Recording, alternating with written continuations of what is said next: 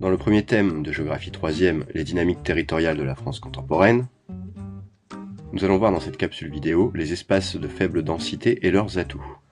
Dans un premier temps, nous allons voir comment caractériser ces espaces de faible densité et nous verrons où ils sont localisés. Les espaces de faible densité sont ceux qui comptent moins de 30 habitants au kilomètre carré.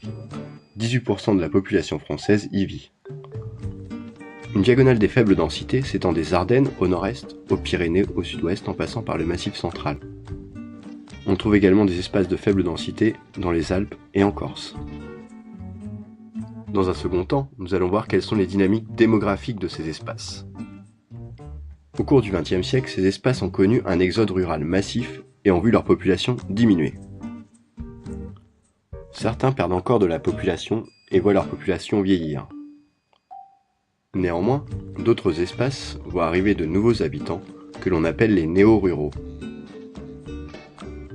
Ce sont des retraités, des étrangers comme les Anglais ou les Néerlandais, ou des citadins qui préfèrent vivre hors des villes.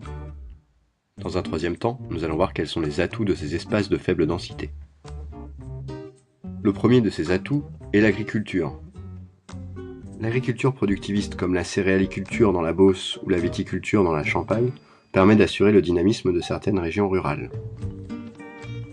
A l'inverse, l'agriculture des espaces de moyenne montagne est en crise et l'on constate une diminution du nombre d'agriculteurs. L'autre atout de ces espaces de faible densité est le tourisme. Le tourisme procure de nombreux emplois saisonniers. Pour les citadins, les régions peu denses à proximité des villes sont des espaces récréatifs.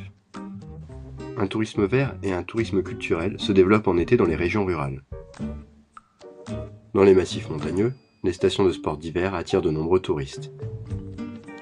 Pour protéger ces espaces du tourisme de masse, des parcs nationaux et des parcs naturels régionaux ont été créés afin de protéger les milieux naturels. Néanmoins, il est difficile d'accorder à la fois protection de la nature et tourisme de masse qui génère une activité économique importante.